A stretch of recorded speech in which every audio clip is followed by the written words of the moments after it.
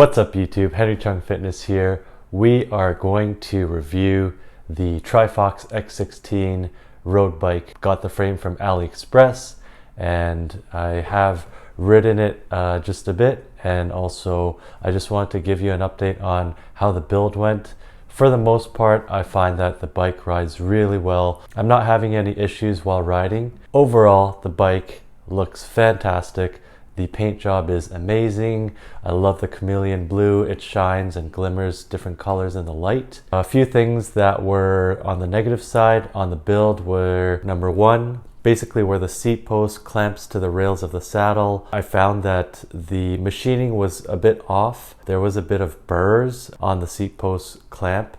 So I actually had to sand or file down the seat post rail clamp in order for the saddle rails to sit well on the seat post. A little bit of difficulty getting the saddle rails into the clamps here, but I've tightened this up to about 12 Newton meters using a torque wrench. Another issue was that the seat post seemed to slip, and the reason being is they did paint with gloss paint on the actual seat post. This has been documented in other YouTube videos such as Durian Rider and others. So the seat post was slipping a bit, so I actually sanded down the seat post where it was going to be clamped in the frame, sanded it down for increased friction, and I also added some good old Canadian hockey tape. It increases the friction, added a bit of thickness to the seat post as well, so it seems to be holding well. I know that others have mentioned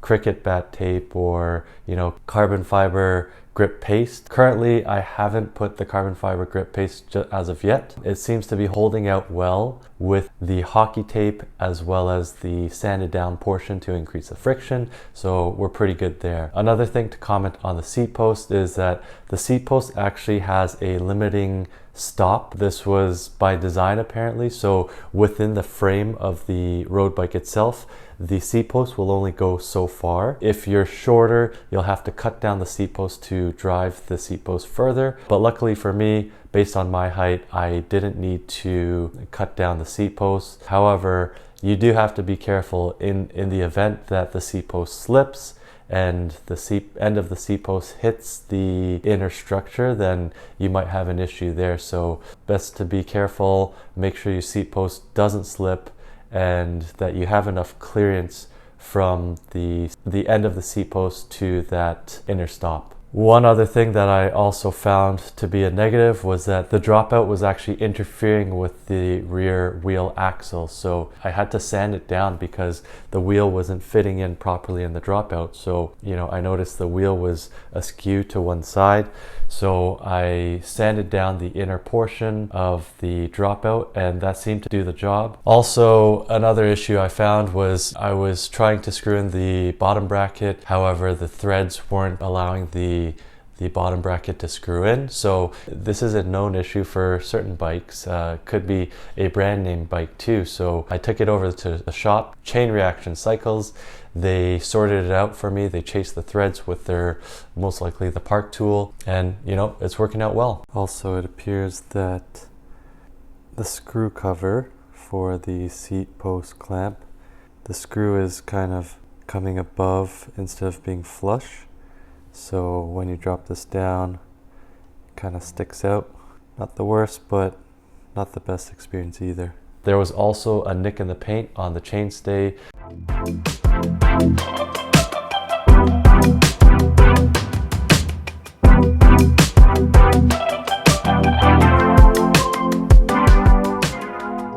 So Trifox also sent quite a few different extra pieces as part of the fork assembly and the head tube, and some of them weren't required, so that was a bit of confusion on my part. Why send those parts in the first place? Not really sure, but regardless, if you look at my assembly video, you'll see the correct way as per the Trifox engineers on how to assemble the fork the right way. One of the pieces, I believe it's called a crown race, which is not required. My bike's been running fine without it, and cabling was quite straightforward for me. They added the cable guides within the frame, so I was pretty lucky that, you know, everything worked out that way. As others might have said that the rear brake hole was kind of perpendicular to the frame. However, on my bike specifically, the rear brake hole coming in and out, they're at a nice angle that allows proper cable guiding, so no issues there. It might have been a new addition to this frame. Maybe I got a newer frame version, but regardless, I didn't have any issues on that end. I'm not 100% sure, but my rear brake feels just a bit sticky, so who knows, there could be a bit of carbon interfering with the cable, so hopefully we won't have any issues there, but we'll see. While the Trifox team, they're very easy to converse with, in my opinion. They're quick to respond. You might not get the response that you're looking for. Basically, the frame is what it is. I personally would highly recommend this road bike if you're, you know, good with tinkering and good with mechanicals and, you know, just working with your hands and solving problems.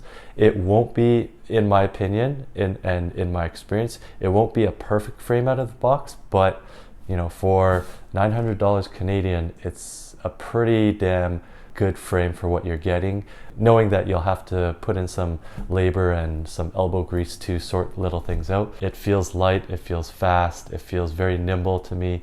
Also, it looks really nice. I've been getting looks every time I go out for my rides. This Chameleon, I guarantee you, Chameleon paint on road bikes will be the next best thing, or it already has started.